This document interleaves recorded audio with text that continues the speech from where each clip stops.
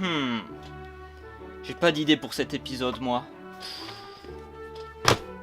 Oh,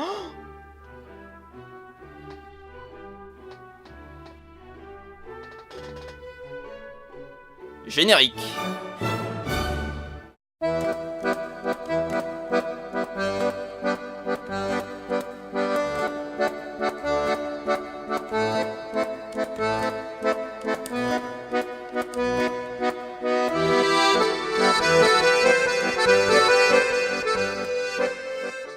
De quoi s'agit-il? Le Central America est l'un des plus célèbres bateaux vapeur de l'histoire des États-Unis d'Amérique. Son naufrage fut l'un des pires désastres maritimes du XVIIIe siècle.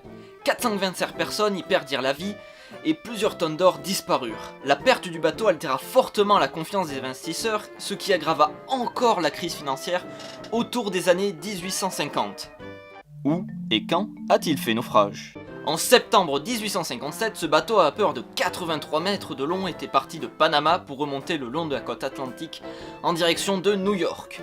Les voyageurs étaient des chanceux. Beaucoup d'entre eux avaient fait fortune avec une telle quantité d'or provenant des mines et rivières de Californie qu'ils pouvaient passer le reste de leur vie sans travailler. Mais le 10 septembre, le bateau se retrouva au cœur d'un ouragan qui ne put éviter.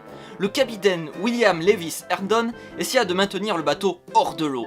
Mais la violence des vagues finit par avoir raison de l'embarcation qui sombra 2 jours plus tard durant la nuit. Presque tous les enfants et femmes furent sauvés par le brick Marine. Un brick, c'est ça. Il y eut 553 survivants, mais la plupart des hommes à bord périrent. Les gens superstitieux prétendirent que ce désastre était du fait que le nom du bateau avait été changé de George Law en Central America avant l'accident.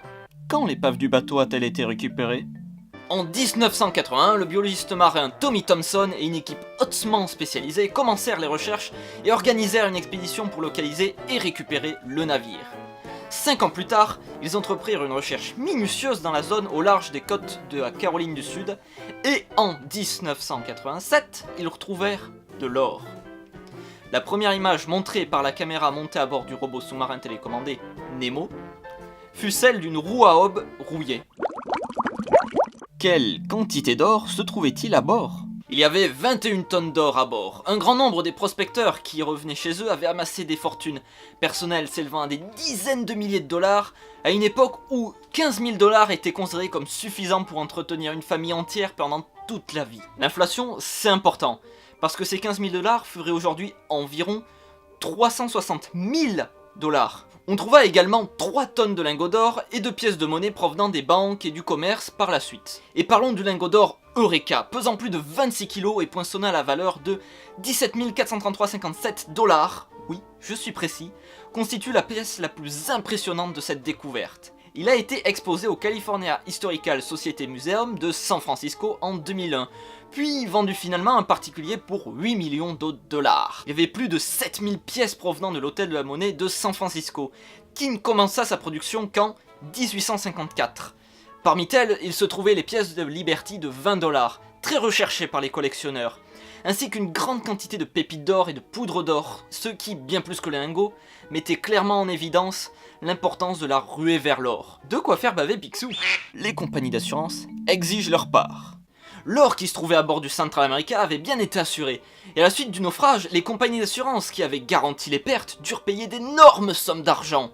Aussi, quand Tommy Thompson et le Columbus American Discovery Group exhumèrent le trésor, ils se retrouvèrent immédiatement en plein milieu d'une interminable bataille juridique, car les compagnies d'assurance réclamaient leur part du butin. Après presque 10 ans de disputes coûteuses, les compagnies d'assurance perdirent et le principe qui veut que le trésor revienne à celui qui le trouve prévalut. Tommy Thompson et son équipe purent ainsi se partager 90% des lingots et des pièces d'or trouvées dans l'épave.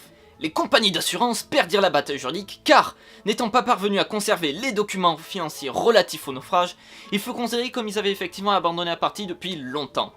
Le professionnalisme dont l'équipe avait fait preuve pour récupérer le trésor se révéla être aussi un autre facteur décisif. Cela mit en colère de nombreux archéologues marins qui soutenaient que c'était la valeur économique et non archéologique qui avait motivé l'équipe de Tommy Thompson. Ils donnaient comme preuve le manque de compte-rendu de l'opération publiée dans les revues spécialisées.